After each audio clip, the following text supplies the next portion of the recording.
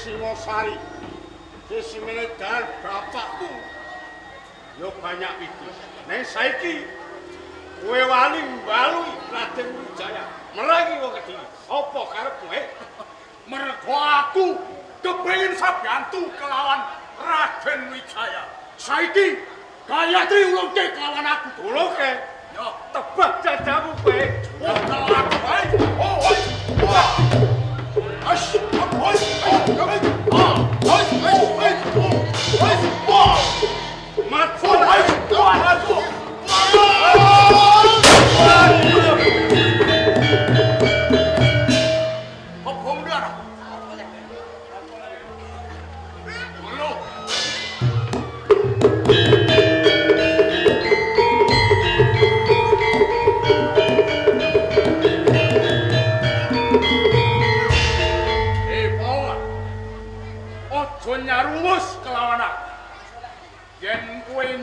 Satrio, yen kowe madhep ketono pasuryanmu, yen kowe mungkur ketono citamu. Sapa tenane kowe?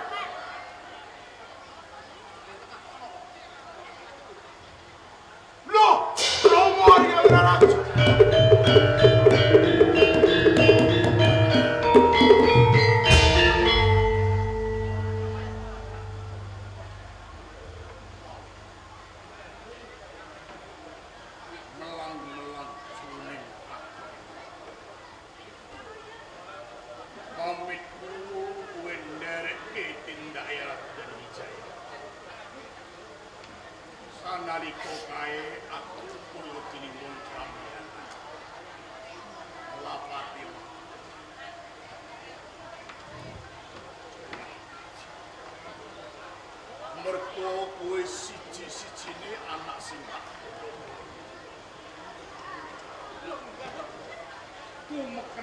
Sikilku sorting jangan sekolah sanalika isik kawananku yen dina iki ana kawula bakal sambung kawan coba aku dapat kowe mau lagi gelut karo sapa nembe kemawon kula menika peperangan kalih Kebu Mundaran lan Segara Winata. Sapane nawang saka mucuk iku. Kae kaya anak. Ning rahayune bareng tak cerai. Awit inggih kula. Wane. Kebu Mundaran Segara Winata serapan aku. Kowe ngarep aku mau kondo. Tumeken ning lakuku resing nuntun Puralya Gusti Kinurkancana. Mripatku peting sorote srengenge iki mergo ana sing aku. Nek aku ora gugu kahanan kaya ngene, mesti kowe mati. Menika lho. Coba Wangsulana pitakone bapak. Mungsuhmu kae wong kang kasinungan pira-pira kasedak. Lah kok kowe wani? Kowe kuwi nglabuhi sapa? Duh Rama pepundhen kula. Kula menika kepengin sabiyantu kalih Raden Wijaya. Kula kepengin balekaken ya Ayu Gayatri. Kaya ngono karepmu.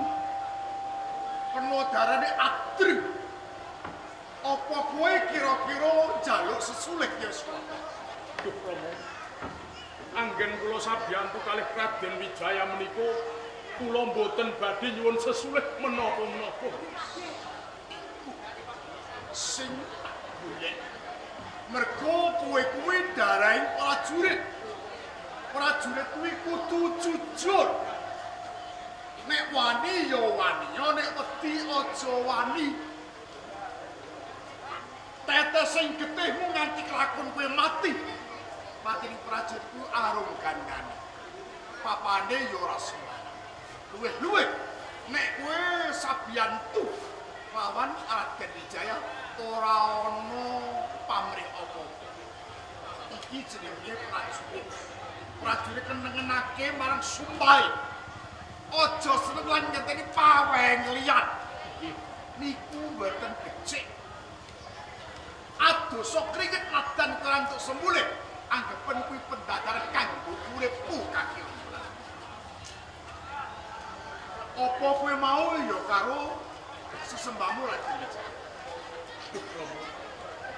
Kula menika mboten mangertosi. Wedal sak menika Raden Wijaya wonten pundi kula dereng mangertosi. Nek ngono ngawangku coba ning surbet kae tedak ana yen kae Raden Wijaya coba aku kebelan Gusti Ratu kami pasti.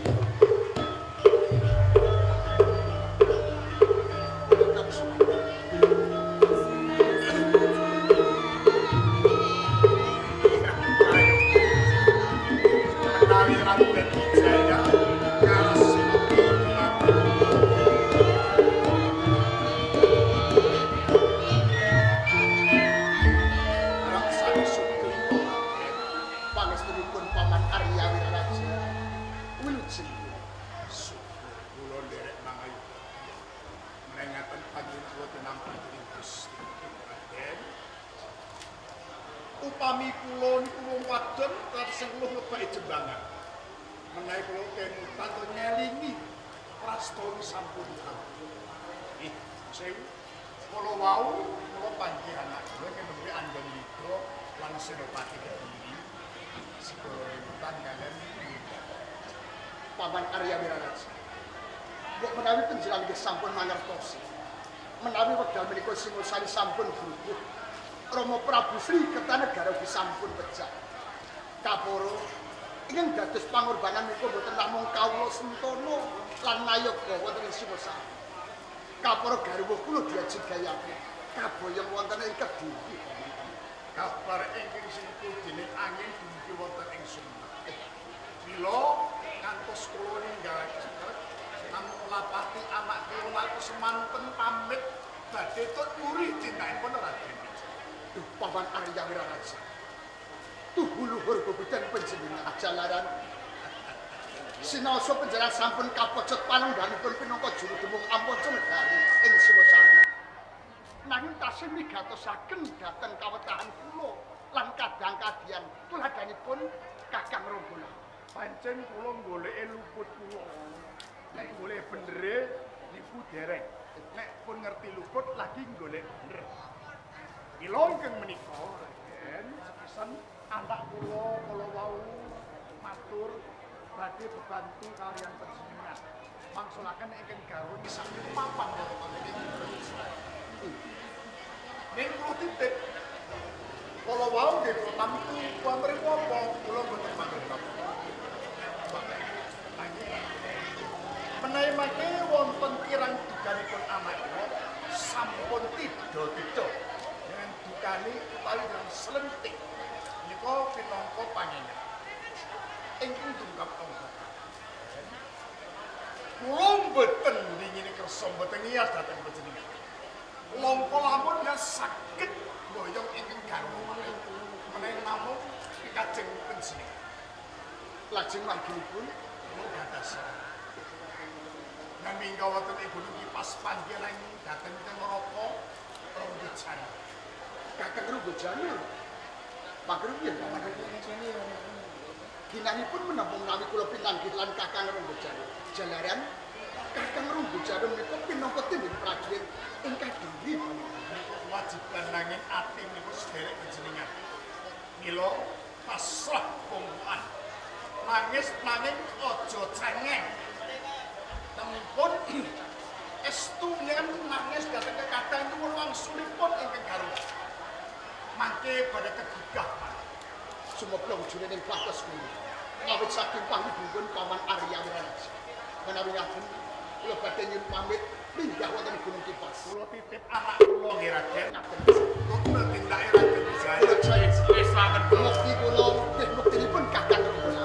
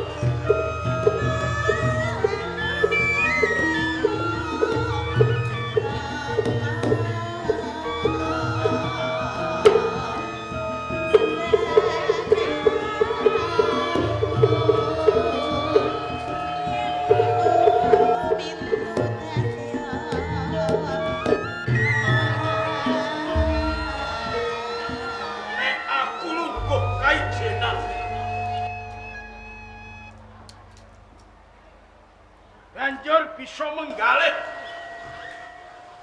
peperangan Kediri lan Singosari dok rikala semana. Lakon negara Singosari rupa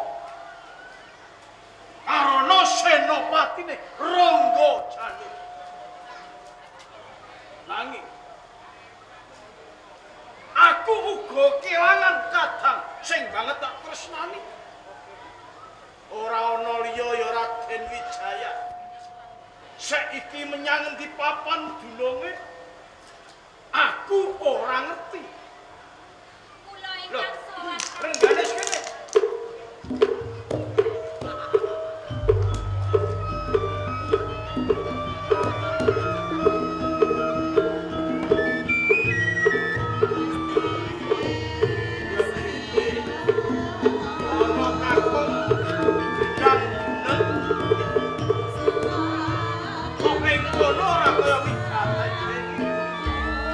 Ingkang Mas Prabu.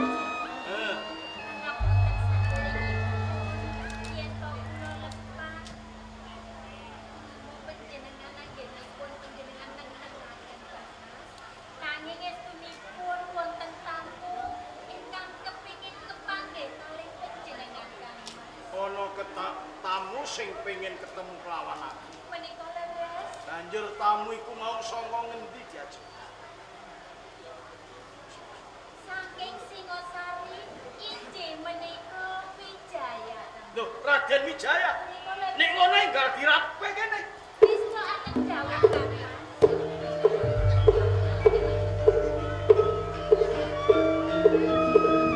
Akan sumayu. Loh, kene. Kene diajak kene.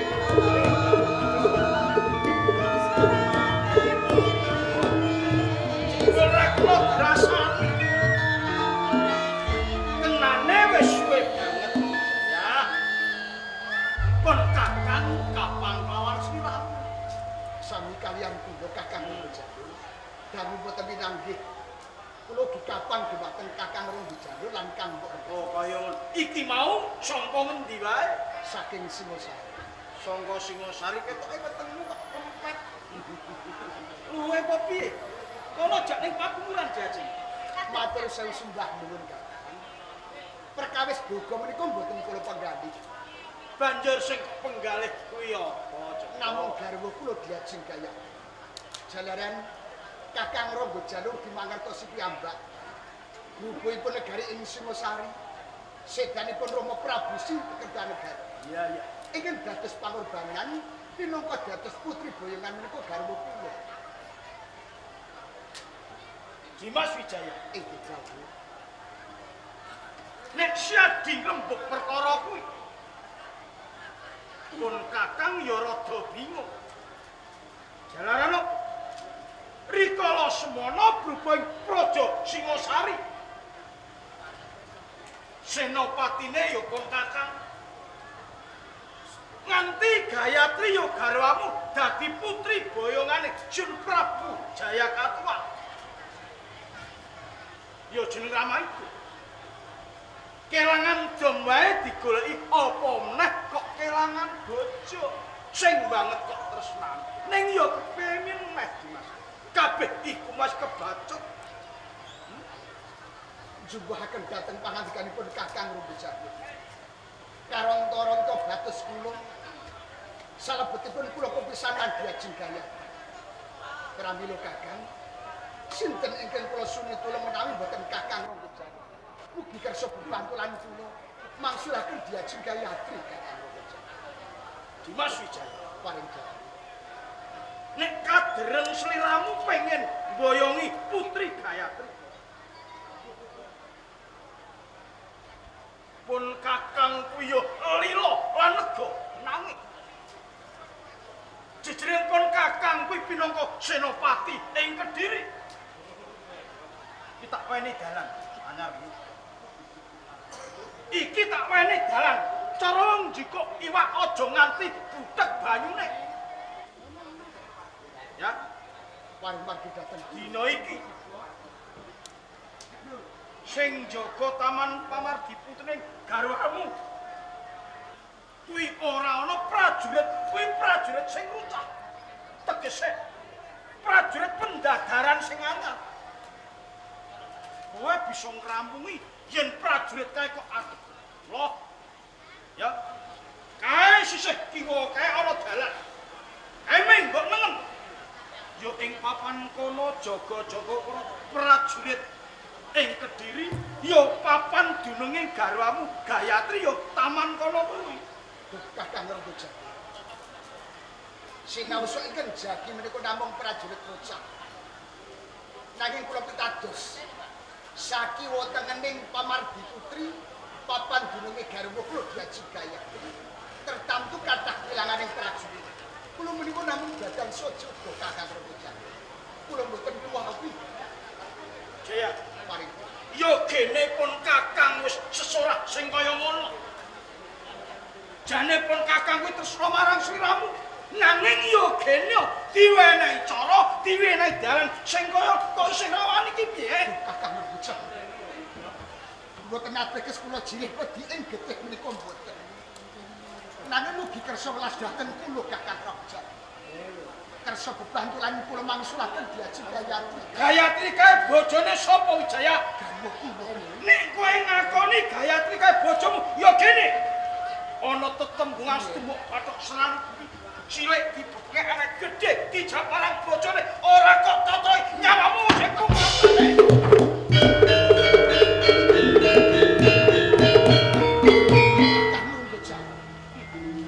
Mboten ateges kula lirwa ing tanggung jawab pinungko garwanipun Diaji Gayatri.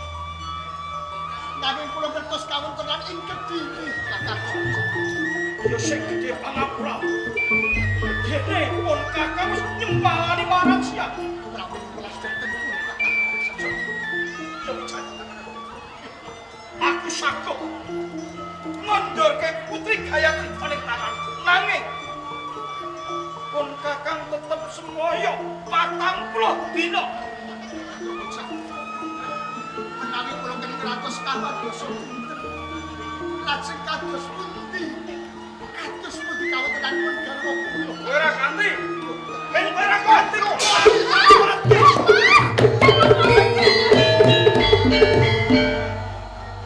Kang Mas Renggojan. Reganes Monggo Mas. Panjenengan menika kula ipun Kakang. Sinten to Raden Wijaya? Raden Wijaya menika kadangipun panjenengan Kang Mas.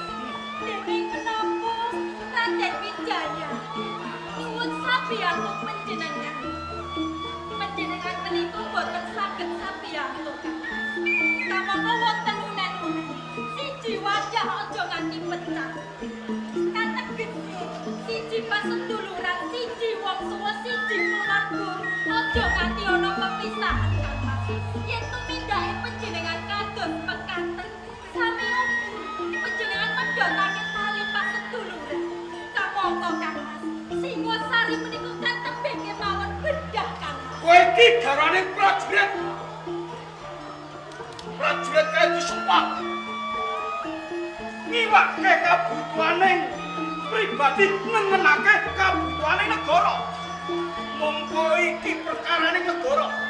Aku wong Kediri, Senopati Kediri, yo gene kowe garwane prajurit. Kok ora ngerti perkara iki? Kang Mas Renggojan, panjenengan menika sampun gadah pantulan. Dening menapa panjenengan ngayomi kadang mawon boten saged. Eh! Yen to kula dados panjenengan, kula beset rainipun. Kowe iki piye? Selawase aku dadi garwamu ora tau nyempalani marang kowe. Nanging wis lancang kamu campur. Nek aku tetulung lawan Wijaya. Ongak-ongak juranging Pepati. Oh. Nes. Nek ngono aku ngerti. Garwamu Rangga Janur lan Wijaya kok boke Wijaya. Yen pancen kowe abot Wijaya, kowe minggat, minggat.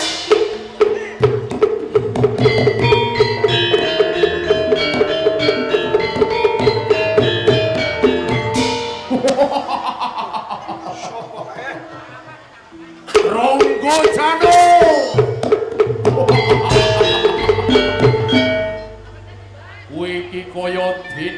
kewan sikile papat. Kamangka kowe iki jejering menungso. Nanging tumindakmu kaya ngono. Apa kowe ora mesake kelawan kadangmu Raden Wijaya? Aku ngerti. Saiki kowe dadi senopati gilang-gilang ngono ing Kediri. Yo, nanging kowe ora gelem sabyatu kelawan kadangmu Raden Wijaya. Musuhmu dudu sapa-sapa Janur. Iki lho, lawe! Lawe! Kowe wong legan golek momongan. Hei, papan durung nang tak obrak.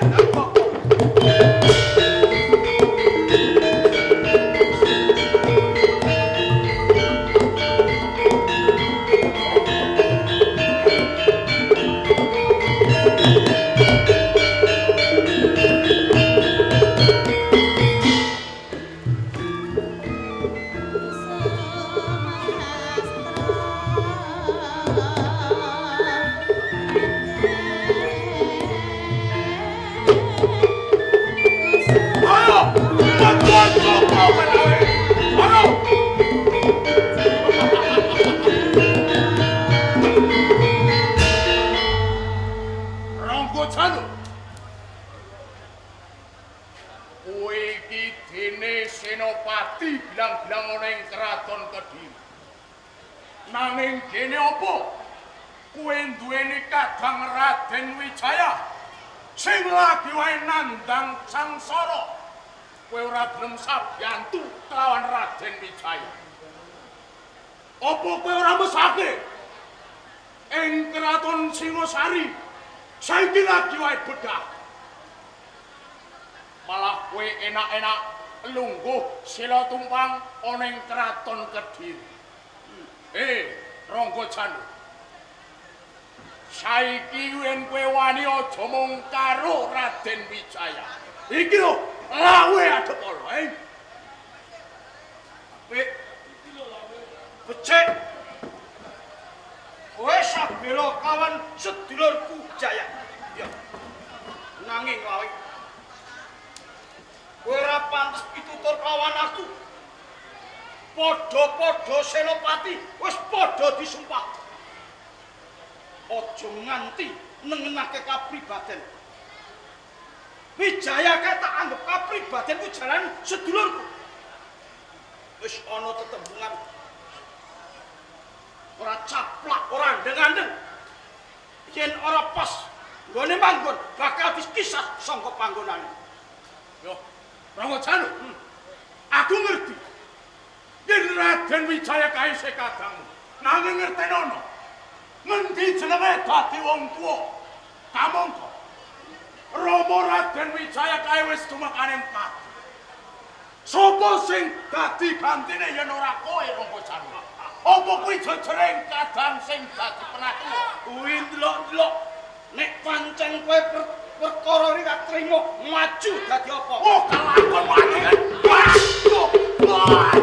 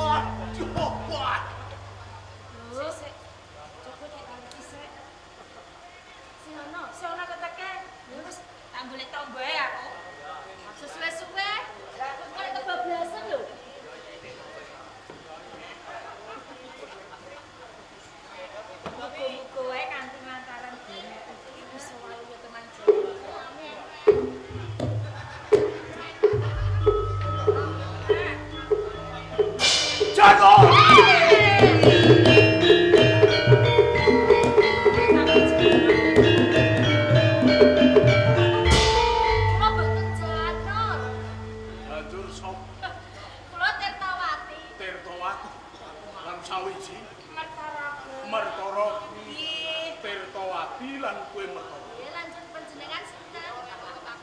Diwanokake aku kang aran Ronggola. Putra saka ing Sumenep Lanjut. Tirtawati. Aku nilake gong panuwun kang tanpa pepindhan. Mergo yen ora ana kowe mesti wae aku wis tumekaning Pak. Jalaran rikala semono lagi wae aku peperangan kelawan Rangga Janur. Mergo aku pengen sabela kelawan kadhaku Raden Wijaya. Mula kanthi aku kaputangan budi kelawan kowe sak loro. Banjur aku bakal menehi sesulih apa kelawan kowe. Nuwun sewu, Dik. Yo. Pamita kula menika tetulungan panjenengan nggih mboten mawa pamrih. Ora mawa pamrih. Boten temu sing gaten kula mboten nyuwun Yo, saiki aku kepengin takon kelawan kowe sak loro. Kowe isih legan apa duweni bojo? Kula tesih lega. Isih lega. Tasih prawan tasih kenya. Ten wonten sing turun kalih kula lan napa Lah malah kok ora ana sing gelem? Lah tiyang desa. Kasunyatane ngantos samenika kula dereng badhe Yo, bojo. yen kowe isih legan, mergo kowe sing sabiyantu kelawan aku. Apa ya kowe gelem umpama kowe tak pek bojo? Kunti saged kalempaan kok. Tembung kok upama. Ya, saiki ngene. Iki ora nganggo saumpama. Saiki kowe gelem apa ora tak pek bojo mergo kowe wis sabiyantu kelawan aku. Manut. Nggih. Kula purun jenengan. Nanging Nanging? kedhe tiyang kalih. Dadi wong loro kudu dadi bojo. Nggih. Puniki mboten saged pepisahan kalih kula. Apa ya kowe lila lan legawa umpama kowe dadi bojoku wong sak keloron. Suwayo. Iya. Mboten dados menapa. Oi! Lho. Ae sapa?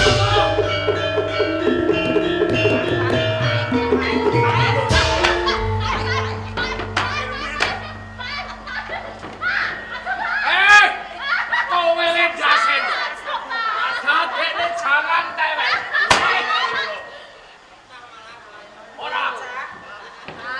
Kiri wani-wani cerak karo amae jegrek dong gendeng. Iki jenenge jegrek dong gendeng. Iya. Sopo jenenge? Penu apa? Piye? Sampeyan Prastawa Undari ya, Pak? Kak. Oh, iki iki sing jenenge Rasta. Undari ya. Kondong gendeng. Undari ya. Macam-macam. Kakek, Kakek. sabar, Pak. Makin Aku endor. umpami enten Kok tak goleki kete esuk nganti sore nganti bengi kok manten danono kene. Jiaku karo menunang iki. Ah, sabar ya. Sabar iku mek kono lho. Sabar sareh, Pak. Sareh. Mangke Iki riyen. aku ya arep bali, Pak. Umpami enten perkara niku dirembuk rumiyin. Ampun grusa-grusu mengke mundak kesuru. Rek ngaten.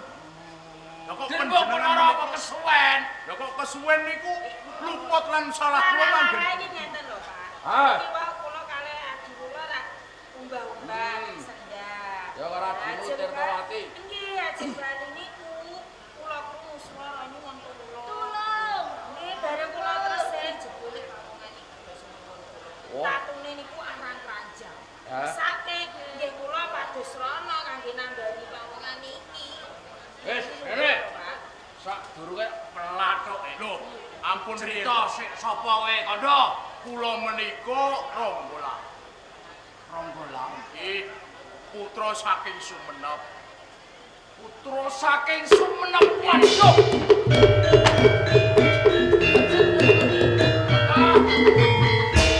Sirangan to Lepatipun sampeyan to. pangapunten. Mane aku bisa grusu, Pak. Sampun to. Mboten napa-napa monggo jumeneng. Nggih. Bapakmu bener. Menjenan kakak. Apa to? Nggih, niki wau kula nembe kemawon tatu arang kranjang. Jalaran rikala rumiyin kula peperangan kalih Rangga Janur. Kula menika dipun tatoni dipun buak wonten ing jurang. Rahayune wonten putri panjenengan kekalih ingkang sabiyantu kalih kula. Oh, dados panjenengan nembe kemawon perang. Nggih. Lajeng tatu arang kranjang dipun turuti dhateng anak Leres. ya. Pikajenganipun terus pripun? Mila saking menika kula badhe mundhut garwa kalih putri panjenengan. Kok gampang mek bojo. Lah kowe piye? Turun to, Pak. Sing dipek niki napa sembuh? Diwayo, Bapak Pak. kalihipun. Bonus kula. Mboten napa-napa, Pak. Kula ngesake kali. Entuk bonus semene mbegluke tahi rompuke. Dados tiga niki. Menika malah luwih penak boten usah tumbas aku. Nggih. Monggo kula namung nderek Raden. Oh kados nggih. Ning nyuwun sewu. Repot. Wedal sak menika kula tasih nggadahi pakaryan ingkang dereng rampung. Oh, ngaten nggih. Kula badhe nyuwun pamit menawi pakaryan kula menika sampun rampung, mangke kula badhe jumujuk wonten ing Karang Pradesan, putri panjenengan badhe kula boyo. Oh, alan. Monggo, kula namung nderek. Apa kesempatan nggih, tapi Nggih, Raden. Monggo. Ngantos-ngantos. Kowe kuwatir ta ora? Nggih, Pak. Terus